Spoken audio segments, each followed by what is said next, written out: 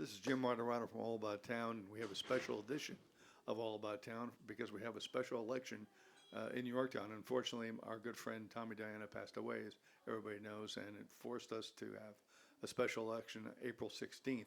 And I'm here sitting with an old friend of mine who I apparently interviewed 5 years ago. He's a better member than I do. Ed Lachterman, who is running in the election and who's presently the acting supervisor. Good evening, Ed. Nice to see you. Great to see you, Jim. How you doing? Okay, I just wanted to ask you a few things. I know you're really busy here, and was it like? I mean, you have two businesses that you run, and you were a council person for 6+ years, and then all of a sudden you were thrust into this role. Tell the audience what was that like for you?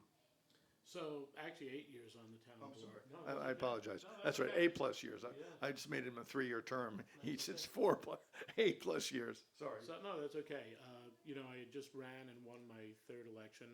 All the ones I ran and won with were with Tom. We had a start to the year where Tommy was very supportive. My wife had actually 2 days before Tommy passed had to go in for a procedure. It was, he and I were talking constantly about it and talking, and we had a great bond and friendship from not only the town board, but doing things outside of the town purview. And it was very difficult just from an emotional point of view. I'm someone that sort of thrives on work, though. So I use that as my escape, as my defense mechanism. So it was, being able to immerse myself in the business of the town was actually very cathartic for me. It was a healing process. And as for my two businesses, ironically, one of them I've become totally absentee in, and have a manager that runs it. And then my plan was to keep, moving the other business more and more as my wife runs that more and more out of my purview, just helping a little bit, and focusing on some things in town as a deputy supervisor, as Tom was hoping I could get in there and help him out with some things this year. Now, you just finished a grueling campaign. I'm sorry to knock off 2 years. Here you are, got reelected by a really sizable margin, and you're all set to, I don't know about relax, but start another 4 years. And boom, you're thrust into this, and plus you're thrust into another election cycle where you have to campaign. What was that like to have to go out and campaign again? So, even in my last cycles, I never look at going out into the public and talking to people as campaigning. It's all about the ideas, hearing what our citizens are saying, and to me, that's actually part of the job. Tom was very similar. He was always, we used to, during the election cycle and even before, we'd go to Lakeland Deli and sit out there and just, it felt like the old hometown USA where you're sitting on a porch and you'd hang out and just talk to people who came through. So if you want to call that campaigning, to me that's part of the job. I would say that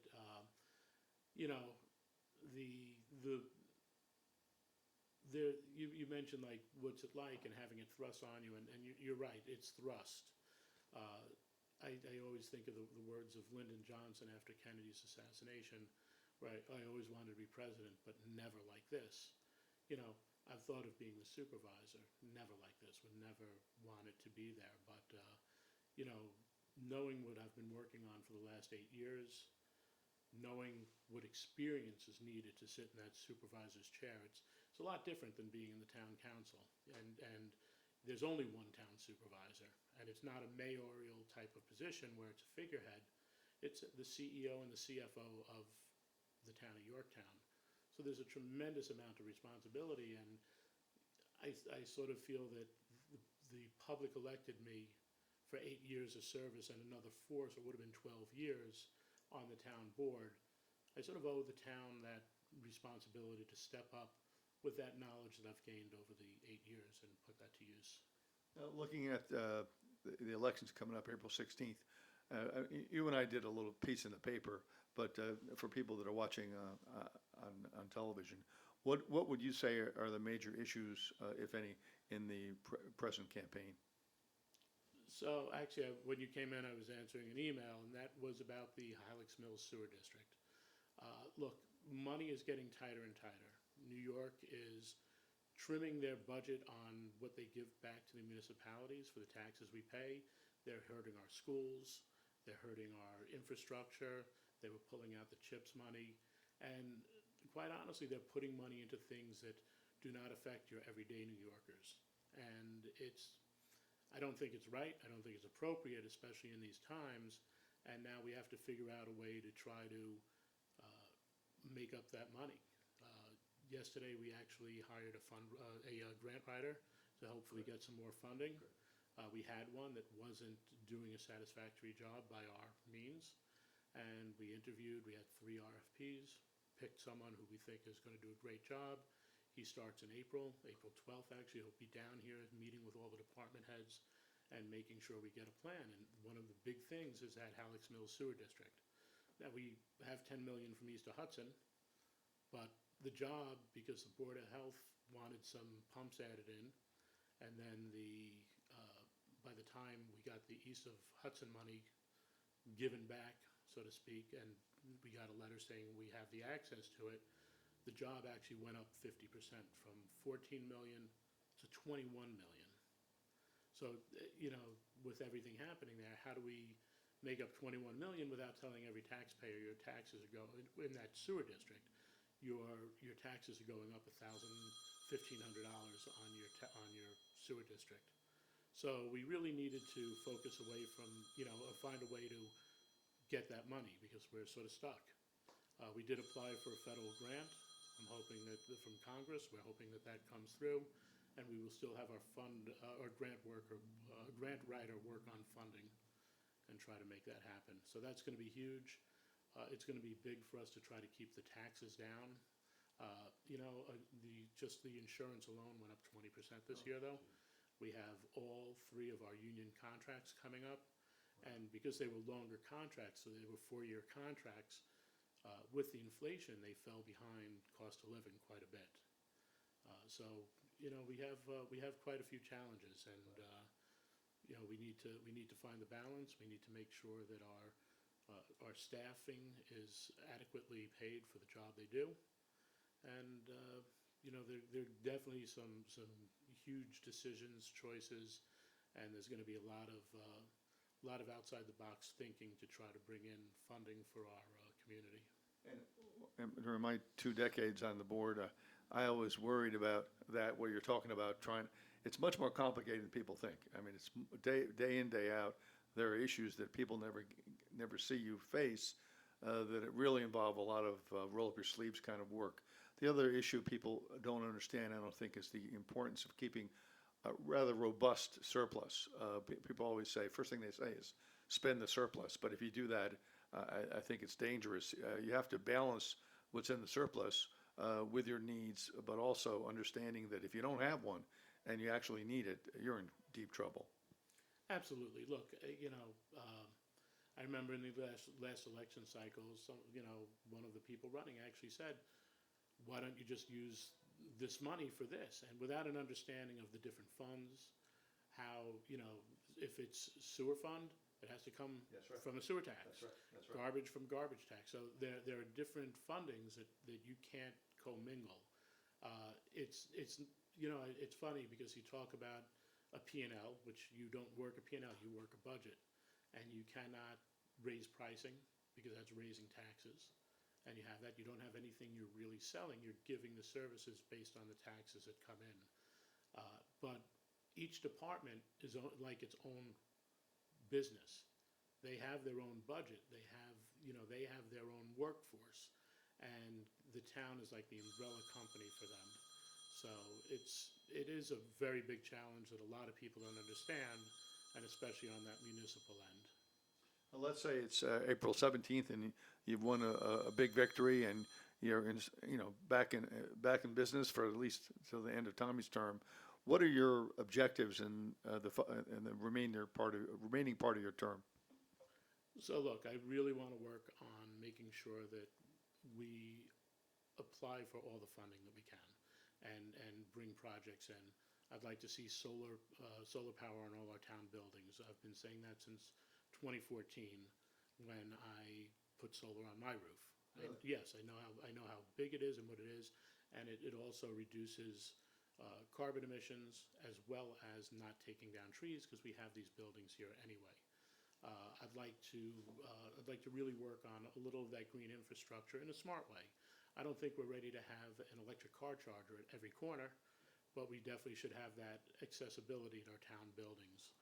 We have our Climate Smart Community Task Force, which I've tasked them with looking at these things. I want to make sure we get rid of all the old fluorescent bulbs and go to LED lighting.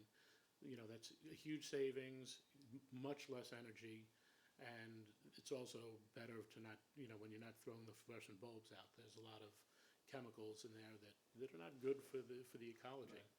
So that's a big part of it. I'd love to get shovels in the ground on the sewer by the end of a term if I'm elected. I think that that's big. But look, I'll settle for getting the money and having the plans up and sitting with the state controller because that could tie it up a little bit. Shovels in the ground would be a huge bonus. As you know, this is kind of an abbreviated interview, but if you had the whole town watching the show and you had to say something to all the townspeople watching, what would your message be? I've been in Yorktown over 30 years. My wife has been born and raised here. I can't say how many years because she'll beat me. My mother-in-law still lives here. She's 88. They moved here in the late 50s, I think 57. To me, Yorktown is my home. It's my family's home. My daughter went through the school system, graduated here. It's really what I'm about. And I try to do as much community work as I can. The Lions, Sons of the American Legion, ASK, my brother Vinny, the Chamber of Commerce. I just had to leave the board of directors there just to make sure I could focus on this and not have any conflict. To me, Yorktown is home, and I know that when I look at leadership, there are three things I'm going to look for: experience, experience, and experience. That is a key for this town running in the right direction. I want to thank you so much. I know how busy you are for taking the time to talk to us today. It's always a pleasure, and we look forward, if you are successful, to coming back maybe in a few months and revisiting you and seeing how things are going. Would that be acceptable? Jim, you could always stop by. Thank you so much. Ed Lachterman, on the ballot, please, whoever's watching this, or if you're not watching it, come out and vote April 16th. I think there's early voting as well. Starting April 6th. April 6th. So make sure you vote.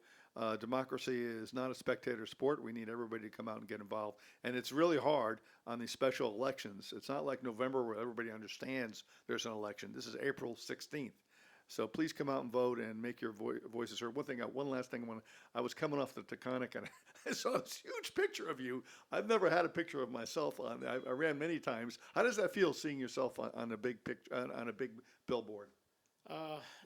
It's kind of weird. Right. My friend's daughter, when the first time I ever had one of those with my head on it, she used to call the poster the Ed Head poster. So look, you're right. It's about getting people out. The board talks about the special election and the early voting, and it is essential that people know it. And I hope that they recognize me and recognize what I've done. And that picture is just a little reminder. It's a great picture, by the way. Thank you so much, Ed, for your time today. And again, if you get in again, we're going to come back and bother you one more time. This is Jim Martorano from All About Town saying thank you for watching. This is Jim Martorano once again from All About Town, part 2 of our special edition for the special election, which is April 16th. I think voting starts, April 6th? April 6th to April 14th. So I'm with the second candidate. We already interviewed Ed, and now we're with Jann. Jann, and now my jib sheet, in terms of getting your name right, Mirchandani, right? But I think you should change the name to like Donnie or something. Just make it easy. But anyway, Mirchandani, I got that right. Jann is running for supervisor, and she's a very interesting person. I think you'll enjoy hearing from her tonight.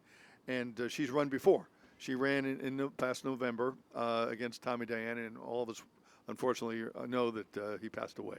And now there has to be a special election with the acting supervisor now is Ed, who we just talked to, and Jann is running against Ed in a special election on the 16th of April to decide for Yorktown to decide who's going to serve the rest of Tommy's term.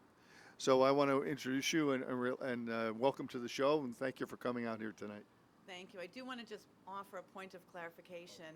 He is not the acting supervisor. He's the deputy supervisor. For him to be acting, he would have had to have resigned his seat and been appointed into that position. Okay, so let's talk a little bit about the election coming up. You finished a grueling campaign, and I know you worked very hard. You knocked on thousands of doors. I know that because I know what it's like because I did it 6 times. So that was really unbelievably grueling. And then, unfortunately, due to fate, less than 60 days later, you're back at it. How does that feel? Well, I've been doing triathlon for 11 years, so it feels pretty much along the same lines. I sort of compare last year's campaign to a marathon. This year, it's really going to be a sprint. It's really short, very, very intense time period. We can't rely on a lot of the same techniques that we used last year to get the word out to voters. As you mentioned, we knocked on probably 15,000 doors last year. We spoke to about 4,000 people over the course of the 10 months. We just don't have the time frame this year to do that. So we're really having to rely even more on our volunteers to do phone banking and unfortunately using signs just to even alert people to the fact that there is a special election. Now, you and I have talked because I recently contributed to an article where I interviewed both yourself and Ed Lachterman, Mr. Lachterman, about what you thought were the important issues in the election. So for those in the audience who probably maybe didn't read it in the paper, what would you list as the most important points of the issues involved in this election? I think for me, the biggest issue that we're really focusing on is making sure that we have a representative town board. Right now, we have an all-Republican, one-party board, and we actually have more Democrats registered in Yorktown than we do have Republicans. So it's really important because when I kind of joke, like when all you have is a hammer, everything looks like a nail, right? You're sort of approaching everything from one point of view. And it's really important to get the best decisions and to have the most effective solutions for any particular issue. You need to come at it from all sides, and you need to have all perspectives and different points of view represented. Now, I know when I asked you in the paper for your point, you mentioned something about the town surplus, and you have points of view on that. Could you explain that to the audience? Absolutely. So it does get a little wonky, so I'll try and keep it simple. But the town has fund balance. There's actually multiple fund balance accounts. But you can kind of think about it like, it's your savings. Now, obviously, you want to have a responsible amount of savings kind of socked away. Some of that money is restricted, so we can't spend it. But we have about $47 million in fund balance. Of that, as I mentioned, a lot of that is restricted or otherwise allocated. That being said, we have about $22 million of money that we do have discretion to spend. And so what I'm focusing on is where can we spend and invest that money in town infrastructure and in town improvements so that we are looking forward and we're being strategic about making critical investments in our town. One of the problems with me not taking notes or coming with notes is that I probably forgot the most basic question, which was, could you introduce yourself in terms of your qualifications in your career to an audience if they don't, I mean, I know who you are because I've known you for some time and everybody that followed the last campaign knows who you are. But perhaps somebody's watching who's now introduced to you. Could you explain a little bit about your background? Sure. So I've had my own business for about 25 years. I'm a certified woman-owned business. I do my day job, as I like to say, is digital communications. I work with a lot of nonprofits and small businesses to help them communicate more effectively with their audience. In that capacity, as a woman-owned business, I've had to fill out many RFPs over my years, so I know I'm familiar with that process. I have 35 years of executive board experience, so I have that experience to draw on as well. I'm currently the council commissioner for the Greater Hudson Valley Boy Scouts of America. In that capacity, actually, we merged about 3 years ago, more than that actually. We merged two councils. That process was very time consuming. It was very involved. And as a matter of fact, the process that we used in that merger is now the national model for other such mergers. I'm on the board of the Hudson Valley Gateway Chamber. I've mentored a lot of businesses. So I have a lot of different experience to draw from, and I think really what's important to note with that experience is it's really taught me to bring different stakeholders together so that we can really have robust conversations about, where do we go from here? How do we make the most impact? Are there any boards you're not on? I sadly did have to resign from a few boards, so yes, there are a few.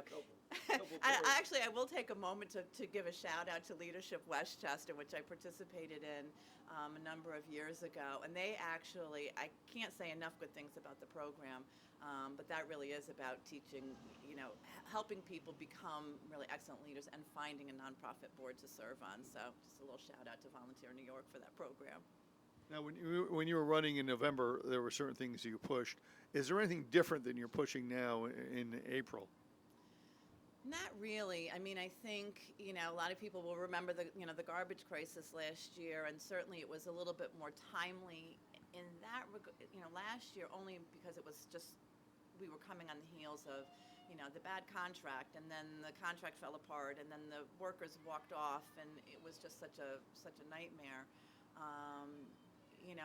But really the issue behind that issue is bad contracts. And, when we're not asking the right questions and you don't have diversity of perspective, you run that risk. So a lot of the same issues. What's it like? Was this your first attempt at public office last November? That was the first time I didn't even run for high school council. So very first campaign ever. And I have to say, I'm very proud of the job that we did. We had a great team. I think we had some really strong candidates. Obviously, Diana won, which she certainly deserved to. But I'm very proud of what we accomplished last year. What was it? I mean, I remember my first race, and it was election night.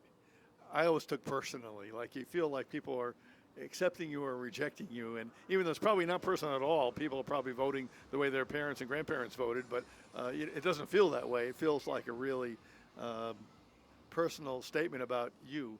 How did you? I know election night was not was somewhat disappointing for you. How did you absorb that, and how'd you cope with that? It was very disappointing. I mean, as you said, we worked so hard for so long. And I sort of use the analogy of, when you're kind of going down the highway, maybe a little too fast, and you hit the brakes, and it takes you a little bit of time to slow down and stop. I mean, that was really sort of the feeling that I had, because we had just been going so hard for so long. But, it was certainly disappointing, but I have to say, overall, it was a really great experience. A lot of people questioned my sanity for throwing my hat in the political ring. And it was with some trepidation, to be truthful. But You mean now or back then? no, back then when I first did it, and we met so many wonderful people of all different affiliations. So that, I think, surprised me a little bit. I think people were much more open to having a conversation than I was anticipating. So I think it was a good experience. Now, April 16th is about a month and a couple of days away. Are you going to be able to knock on doors, or you're not going to do that? We're going to. We have a couple of events coming up. We do have a number of events coming up. We've got not a kickoff. We did the kickoff on Sunday, but we do have a meet and greet at the VFW tomorrow, 4 to 6. I don't know when people will be watching this, but on the 14th. And then we have some phone banking going on, and then we will be doing some door-to-door canvassing on the weekends closer to the election. So we will certainly be doing that. Now, you have children that are grown, or what ages? I have 2 grown children. My daughter will be 25 in May, and my son will be 23 in April. April's going to be a big month for us. My husband is retiring on the 12th. It's his last day. The election is the 16th. Son's birthday is on the 18th. It's a big banner month for the Mirchandanis. So you met my son. Yes, I have. So when I was running in 1991, I used to take him door to door with me, and I used to introduce him as the candidate. And I used to tell them why they should vote for you. And he would tell them why they should vote for him. And I think he got elected. We have the same name, so maybe he was elected rather than me. Who knows? And so when I finally got out of politics, so I was unceremoniously defeated in 2011, they had, down the county has that billboard, that electronic billboard, near the county center. Yeah. So they had Jim Martorano Day. So my son went down and took his picture in front of the thing and posted on his Facebook. Oh, very funny. Yeah, the only time we had experience with that big billboard is when my son got his Eagle project, and we went down there and took the ubiquitous picture. It's a very busy billboard. It is. So, but congratulations to your son. And are they gonna campaign for you? My son I blame him. He was the one who really encouraged me strongly to run, and they've been working kind of behind the scenes, but they've been very busy. Okay, so now we only have a couple minutes left because we're doing 15 minutes. I'm trying to be fair to everybody. But if you had everybody in town watching the show, and you had a last-minute pitch to make, what would your pitch be? Make your pitch now. Why should we vote for you? Well, I think my qualifications are, again, my business experience, my executive board experience, and that through that experience, as I was saying before, it's really about bringing people together. It's about bringing the best ideas together and really having robust conversations and discussions about the issues at hand so that we have the best solutions for the problems. Very well said. So I guess April is going to be a big month for you, right?